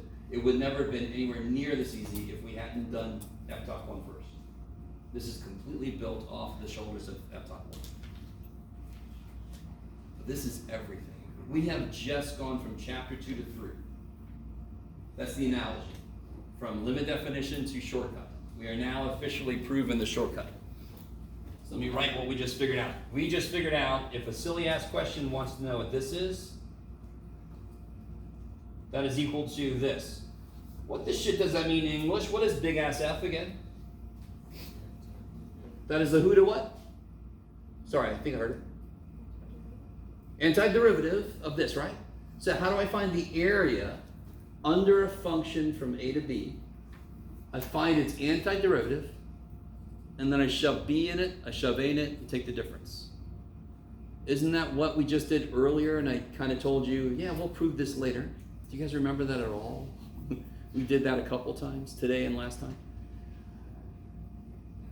So if I wanted to do this in 5.2, I'd have to do the xi, the delta x, the xi, the f of xi, getting the sum of I and I squared, and oh my god, so many i's, holy shit. Yes? And I could do all of that in a single little line. Now, so for example, that earlier thing we did. Oh, Jeff. There it is. Holy shit, I can't believe I found it. Remember we did this one earlier? Yes? So if I want to do the integral from 1 to 2 of 3x squared minus 2x dx, all I have to do, and let me show you just a little bit of notation, is do the antiderivative. What is the antiderivative? Yeah, x cubed minus. And then I just have to evaluate. I'm going to use the language that I'm going to use forever about this. We evaluate that from 1 to 2. And the way that it's accepted to show that is we put a little line here, 1 to 2. So what that means is throw a 1 in, Jeff, try it. Throw a 2 in, minus throw a 1 in. Because that's what the shit this tells me to do, which is what we just took a long ass time to prove is true. We made the connection between finding the area under a curve and finding its antiderivative. Thank the gods. Because the antiderivative is relatively easier than going through the entire xi business. And so there we get what we got earlier, 4. So for example, what's the integral from 0 to pi over 2 of sine of x? We can do that now.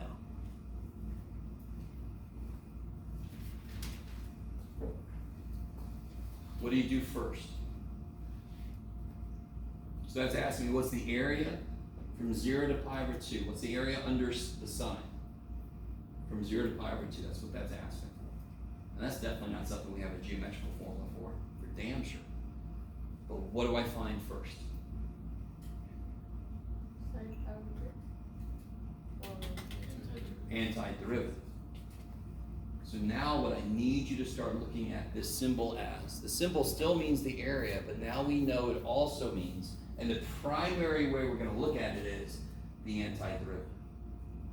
If it's what's called a definite interval, if it has endpoints, if it has limits, then I got to plug that shit in. But it primarily means antiderivative. That's what we just proved. So find the antiderivative, and what's the antiderivative?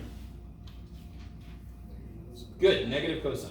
And then go from 0 to pi over 2. So plug the top one in, minus plug the bottom one in. You see, you have to be careful about your negative signs, your negative SIGNs. So you do f of b, big S f of b, minus big S f of a, yes? You plug the top one in, minus, plug the bottom one in.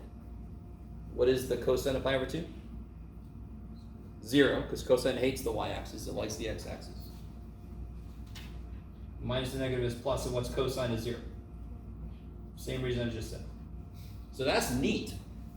The area under the sine curve, which is a very trippy curve, from 0 to pi over 2 is exactly 1. That is unexpected.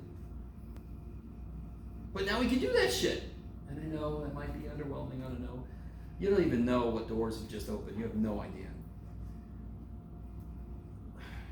If you go like any bit further in this step, you get to a point where like, how did I do anything before I knew how to integrate? You will get to a point where you're like, how did I do shit before I knew how to integrate? Because it is everything. It is everything. I like to tell my calc students, calculus is where math starts. Everything you did before that was getting ready for math. That sounds terrible, I know, I'm sorry, it's just the way it is. Calculus is what everything needs after this. If you're gonna see all of it, you can take physics without calculus. But you're gonna have a lot of shit that somebody else figured out for you that you're just gonna plug stuff into. You're not gonna be as connected to it. You're not gonna know where things came from. Okay.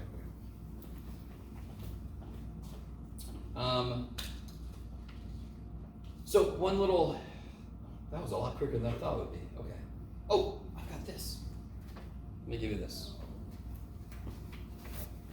We'll fit 10 minutes for just a couple of these.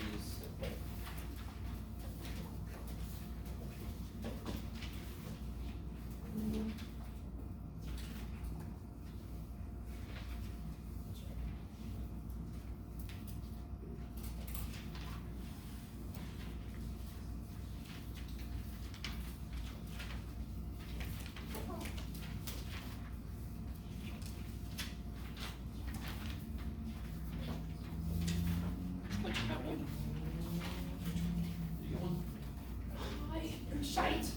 That was a major fail. Some might even put less in okay. So when I don't have limits, when I don't have numbers on my integral sign, come back to me. Come back to me. When I don't have numbers here, it's called an indefinite integral. And it just means antiderivative.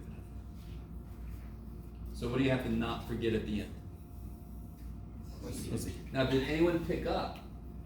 Big ass F has a plus C. But when I do big ass F of B minus big ass F of A, the C's cancel.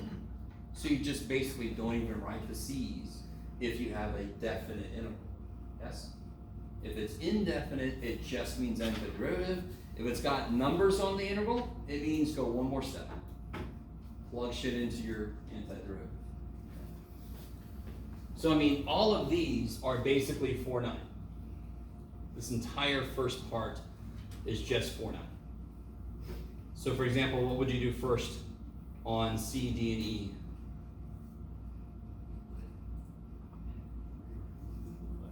Simplify, yeah. Simplify. Like here, I'd write these in terms of sines and cosines and hope something cancels and something does. Here, I would try to factor the top and bottom. Really quick. Do we have a quotient rule for differentiation? Yes. Do we have a quotient for integration? No. No. No. No. We don't have a quotient for it. We should expect one. We have to have an answer to chain rule, an answer to quotient. We have to undo that. So part A, if I couldn't simplify it, we don't know how to do it yet. Thankfully, if you factor it, I do believe it cancels down. So for right now, I want to focus on someone number 2.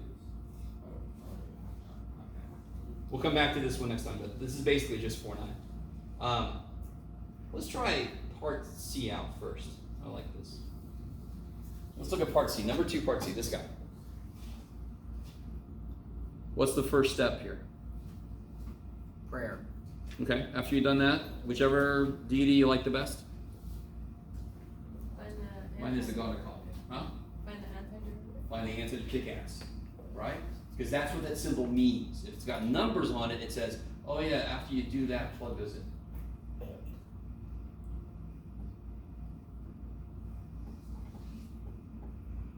So here's the funny thing though. See that 2 up there? It's 2x to negative 2. Let me ask you this. This is huge. This is huge. Remember when we were doing the limit as n goes to infinity summation, couldn't we take constants out? Isn't 2 a constant? Isn't that just what that stupid long s means? Any constant factor of the inside, you could take out. And then it won't get in your way. So some people freak out about 2 over x. So if you take a 2 out, I can factor a 2 out, because all this symbol means is the infinite sum. So what does every term have in it? A 2. So I can take a 2 out. I don't know if that helps. What's the integral of 1 over x? What's the antiderivative of 1 over x? Who do I take the derivative of to get 1 over x? Natural log of? No, e to the x derivative of the e to the x. Natural log of the absolute value of x. You see why it's really important here? Remember that. This is where that becomes stupid important. The antiderivative of 1 over x is the natural log of the absolute value of x. So let me ask you this real quick, in case somebody's not with me. What is the derivative of natural log of x? 1 over x. What's the derivative of natural log of the absolute value of x? 1 over x. Why? Because then the domains match. So that's the more general truth. So when I try to do an antiderivative, I write down the more general truth. And now you see how I can actually go forward, because my inputs are both negative.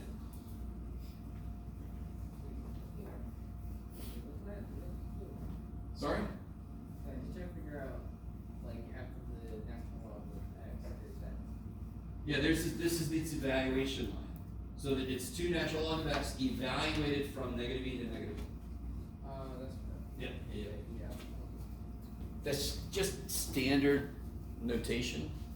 I didn't see a problem with it, so I just kept using it, but sometimes I would make it my own notation, but that's fine. So I plug in, what do I plug in first? Nope. Yes.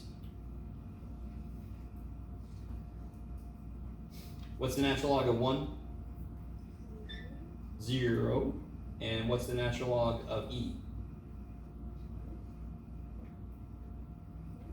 1, yes. Bless you. So let's see. Can I show you this? Have I shown you this before? Yeah, I've shown you this before. Just to remind you guys, anytime you have a definite integral, just in case you weren't here that day I showed this, if you plug in the function you're talking about, go to calc, hit second trace to go to calc, see the last dude? What are you doing? What are you doing, Dave? I have no idea what somebody has done. Oh well, it doesn't matter. It's asked me for a lower limit, so I'm going to go from negative e. I got to give it e to the first. Yes, negative e. Up to, oh god put the negative symbol. What's wrong with you? All right, somebody's really done weird things with this calculator. Yeah. Try this again. Do you have battery? Yes. All right, 2 over x. Calc integral. It looks so much better. So you could have let me do it. Lower limit negative e.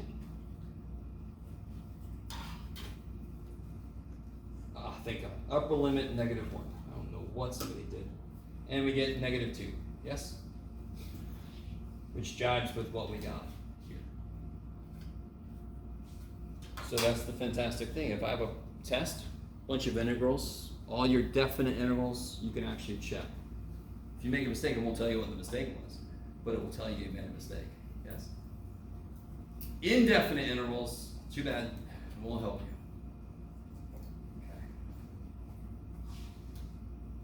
We have done a decent amount today. So if you look on the other side of the handout, turn back. Don't look at it. You can if you want to. So we'll talk about that. That's the first level of what if I'm trying to integrate something that isn't just a straight integer. So for example, real quick, just give a little teaser. What if I ask you to integrate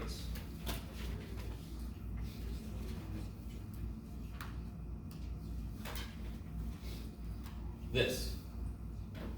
Do you just know what the function is that gives you this as a derivative? Some of you guys might be able to tease that out, to be honest, because it's an application of chain rule, because you can see there's an inside function. So what we're going to learn is what is integration's answer to chain rule? What if the function I'm trying to integrate was the result of a chain rule?